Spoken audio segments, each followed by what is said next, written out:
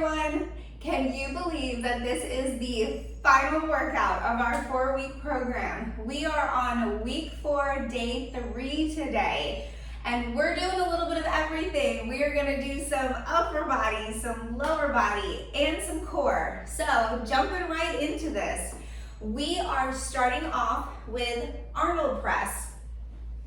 I want you to go with your heaviest set of dumbbells, but of course you scale it down to whatever weight you need to. Your Arnold press, your feet are starting in line with your hips. Your grip position is gonna be a little bit different today. It's not gonna be that normal front rack that we've been doing for our strict overhead presses.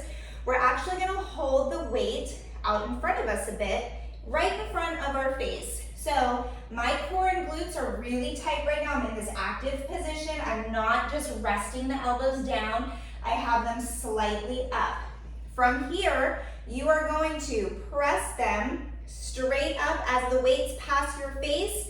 You're gonna do full rotation with those palms facing out, arms locked out right next to your ears. You bring it back down the same way, finishing with your palms facing you in that same starting position, showing from the side as the weights pass the face. We do full rotation, where the palms facing out, lock it out with wrists in line with shoulders, shoulders in line with hips, hips in line with heels, and then we reverse it on the way down, finishing with the palms facing us. So our goal is to get to 10 reps of this. But just like everything with our program, you scale it down to whatever number you need.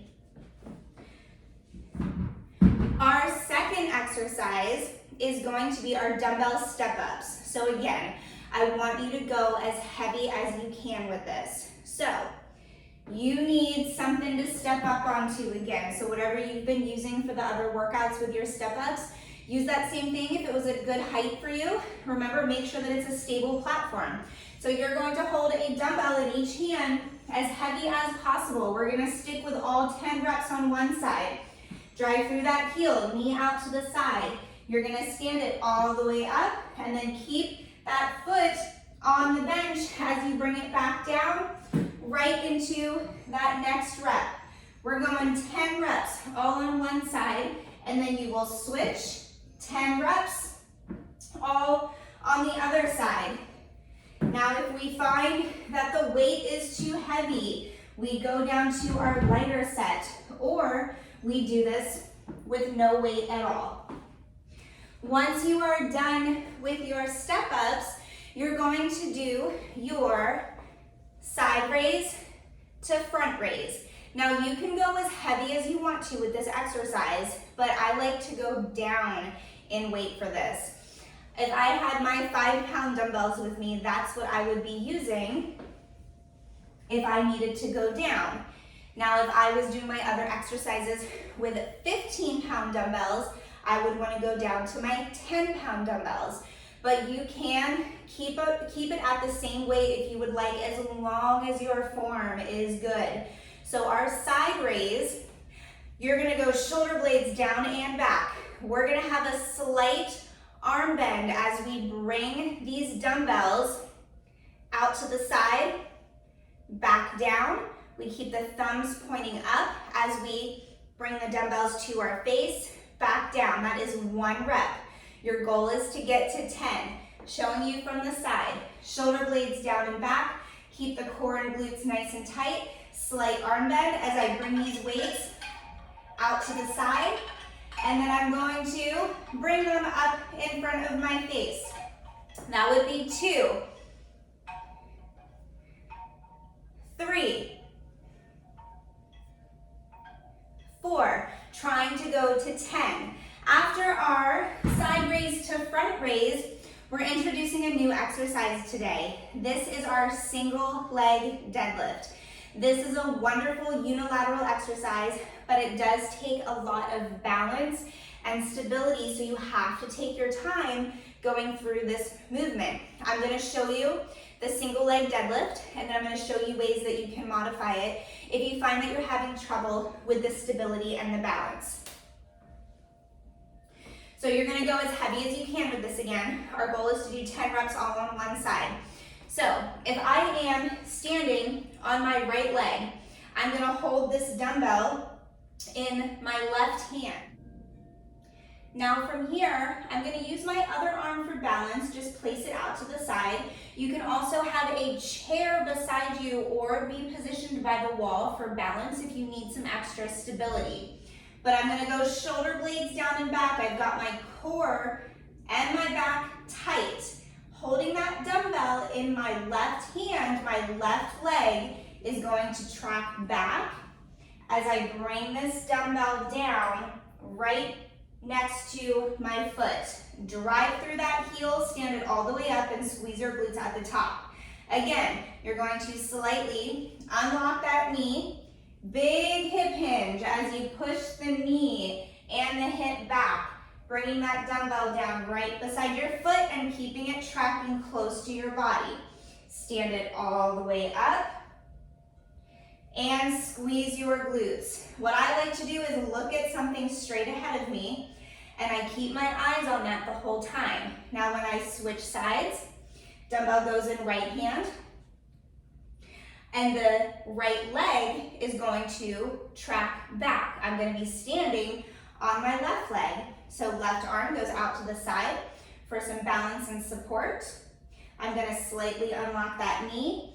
Big hip hinge, keeping that weight close to my body. As you can see, I lost my balance. And if that happens, that's okay, you just reset. I lose my balance lots of times when I do these, but you wanna really focus on that stability, keeping your core and back tight, looking at something straight ahead of you the whole time, and driving through that heel.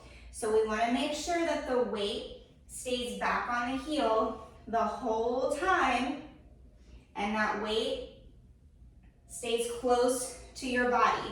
So as you can see, these are gonna take a little bit more time to work through. But if you've got something next to you for balance, like a wall or a chair, and you find that you're having a hard time balancing without it, use that. Use that for support. There's nothing wrong with that. It turns it into a manageable exercise while you're still able to isolate that leg.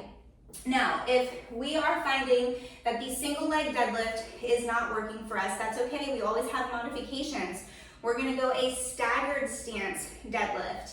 So that means we're still focusing on the same form.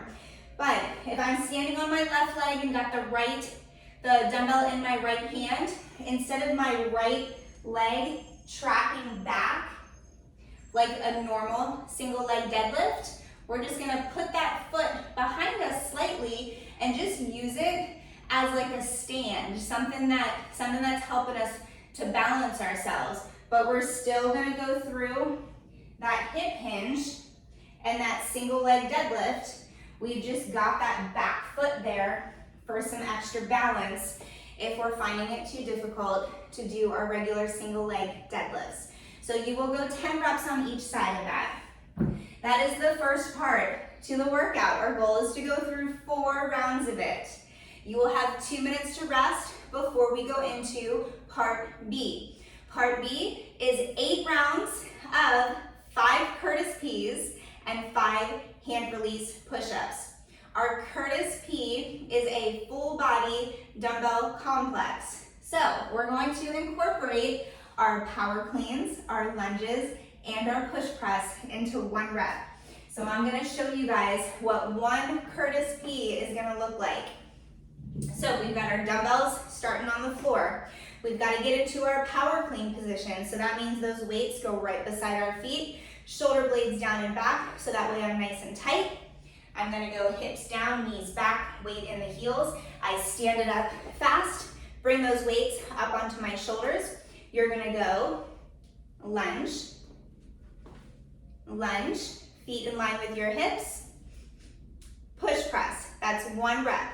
Weights back down to your sides, straight arms as you go, hips down, weight in the heels, tap the weights to the floor, bring them back up into the front rack position with your power clean, elbows up as you lunge, lunge, and Push press, that is 2. I'm gonna show you guys from the side. Straight arms on the way down, hips down, chest up, weight in the heels, tap the weights to the floor, jump them up into your front rack position. Lunge, lunge, and push press.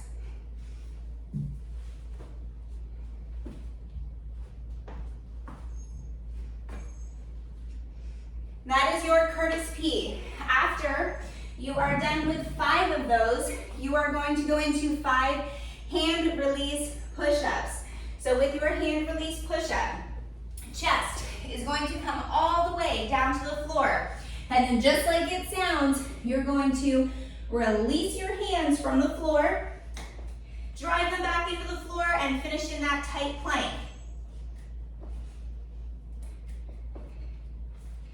Now releasing your hands from the floor like that allows you to give yourself a little bit more momentum to get yourselves back up. Now let's talk about some modifications. The first way that I want you all to modify this is just by decreasing the weight. So that way you can still go through every exercise, every movement of the power clean, lunge, lunge, and push press. Now, if you find that the weight is not working for you with the lunges, if you're not able to do your lunges with that added weight, it's okay. The modification that I want you guys to do is you're gonna place your dumbbells up onto something elevated, so that way you don't have to get down and up from every rep. So your Curtis P rep would look like this. Lunge, lunge. You would pick the weights up, go into a hang position, meaning you're not bringing the weights from the floor, you're just doing a small dip, and still power cleaning, bringing them up into the front rack position, and then you would go push press. That's 1 rep. Weights back down, lunge, lunge, push press. That's 2. And now remember, we can always go down to 1 dumbbell if we need to. So let's say that 2 dumbbells just isn't an option. And maybe you still want to do some weight with your lunges, so we can hold it into the front rack position. So instead of doing the power clean, we can just take that out altogether, and it would go lunge, lunge, and push press. So again, the different modifications for the Curtis P, we go from the heavier set of dumbbells down to the lighter set of dumbbells. We can do our lunges with no weight. 1 rep would look like this. Lunge, lunge, push press, or we can use 1 dumbbell and go lunge, lunge, and push press. So basically just taking the power clean out of the Curtis P to modify it. Now, modifications for our hand release push-ups. So in our push-up, we want to try to keep it as strict as we can, but we can always go knees, chest, knees, plank, knees, chest, knees, plank. Still releasing those hands every time. Now, if it's not working doing our push-ups from the floor like that, we can just do our regular push-ups the way we've been doing from an elevated position, and we're not gonna release the hands. And then lastly, we always have the option of doing our push-ups from the wall. So those are all the different modifications for the Curtis P and hand release push-ups. Your goal is to do 5 Curtis P's, 5 hand release push-ups for 8 rounds. You scale those rounds down to whatever you need to do to get through the workout, and you try to do that part with as little rest as possible. Then we have part 3. We're going a core workout. So 3 rounds of this one. You're gonna go 20 stretch crunches down to that hollow hold position, full body crunch. We can modify by going our in and out with our hands behind us, feet up, pulling the knees, into the chest. We can put the hands underneath the butt and go double knees to chest. And then lastly, we can always do our regular crunches. So you will do 20 reps of that. Then we're gonna go onto our side for our side V-up. So remember with this one, that arm is at a 45-degree angle. The other arm goes behind the head. We're trying to keep our legs locked out. We're pushing ourselves off of the elbow that's on the floor. We can bend the knees if we need to, and then we can keep the feet on the floor and do regular side crunches. You will do 20 reps on each side, and then you will go over onto your elbows for a 30-second plank. That is one round. After your 30-second plank, you will rest for 30 seconds, and then you will do that 2 more times. And that is your workout today. I really hope that you guys enjoy this one. Have fun with it. I know we have a little bit more technical movements in the workout today, so if you have any questions, feel free to reach out to me.